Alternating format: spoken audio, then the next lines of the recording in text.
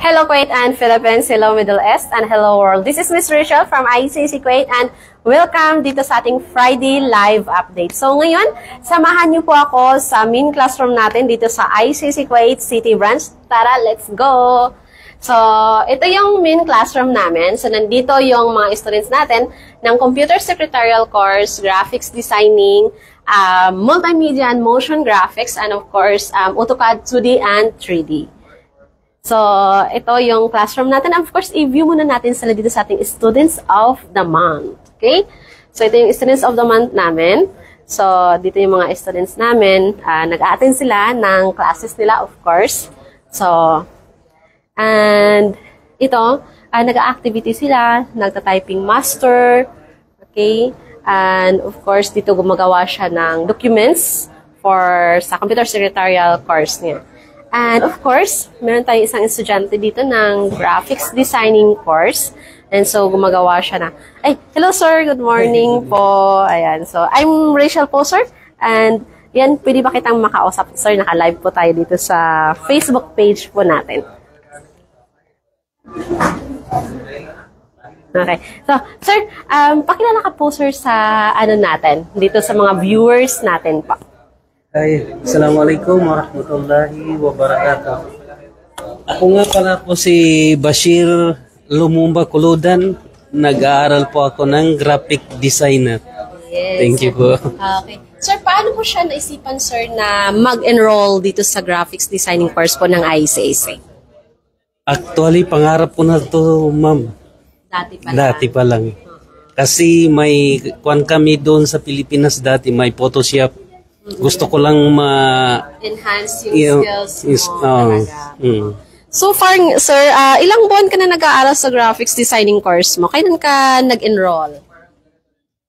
Mga 4 months na, ma'am. Kaso nung Ramadan time, hindi ako kasi nga, sa times, no? Busy time sa Ramadan. Medyo busy pag Ramadan. Ngayon, continue na. Yan. So far, ano naman yung topic natin today, sir? Ngayon, illustrator na. Illustrator. Yeah. So, kumusta naman po, sir, yung instructor po natin? Okay lang. Okay. Wala akong masasabi, ma'am. Okay na po siya. So, okay ka naman dito sa ICAC po? Okay po. Okay. So far, sir, kung i-rate natin si ICAC ng 1 to 10, and sa ilang numbers po yung sa tingin niyo po? Sa akin po, 10. Wow, thank you so much po sa pagbigay ng 10 na rate po. Ayan, so thank you so much po, sir, sa pagbigay ng inyong kwento. And lastly po, sir, gusto ko lang tanungin na paano niyo siya na-manage yung pag-aaral niyo po, sir, dito? Siyempre, kung may, di ba kasi OFW tayo, may mga kanya-kanya tayong trabaho. So, paano po natin na-manage yung time po natin? Management. Ngayong Friday kasi, Friday off namin ni Mrs. Tapos, ngayon pumapasok ako ng maaga kasi mamaya ilabas yung mga anak namin. Parang talaga, time management, time sa pag-aaral at the same time sa family. Kasi Friday lang ang kuha namin ni Mrs. Day off. So dapat may time talaga tayo sa family din. Kasi once a week lang tayo available. So, thank you so much po, sir.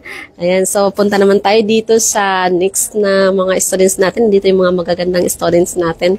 Ayan. So, sila is mga students natin for Computer Secretarial Course. Ayan. So, good morning, Sir Ryan. Yes po, good morning po. So, sir, kumusta naman po yung topic nila today po? Ano yung nila dyan sa screen po? Okay, so today ang topic po ni Ma'am Liza is about sa digital literacy po. Okay. Kasi first day niya po today sa Computer Secretarial. Ayan. So, kumbaga, tinitest mo pa lang kung saan yung niya.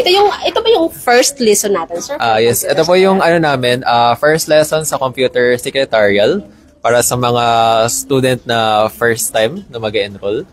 Yan. So, thank you so much, Sir Ryan. So, yan. So, para sa lahat ng mga kababayan natin na walang idea pa kung paano sila magsimula sa Computer Secretarial Course. And so, tulad ng sinabi ni Sir Ryan, once mag-start kayo or mag-enroll kayo sa Computer Secretarial Course, magsisimula po daw tayo sa digital literacy para at least matest natin kung ano ba yung ilang porsyento ba yung kakayahan natin gumamit ng computer. And of course, dito, huwag kayong mag-alala kasi kahit wala tayong idea or background kung paano gamitin yung computer computer is pwede po kayong mag-enroll dito sa ICAC. Okay, so, and so far, ito naman yung ibang mga students natin. Okay, and of course, ayan, so nakikita natin yung mukha natin dito. Para sa lahat ng mga students, ayan, so refer your friend and earn 7 KD, okay? So this is your chance na habang nag-aaral, kumikita tayo. Okay, so yun. So far, ngayon ito po yung ano natin dito sa nangyayari dito sa loob ng classrooms natin dito sa ICAC Kuwait City Branch.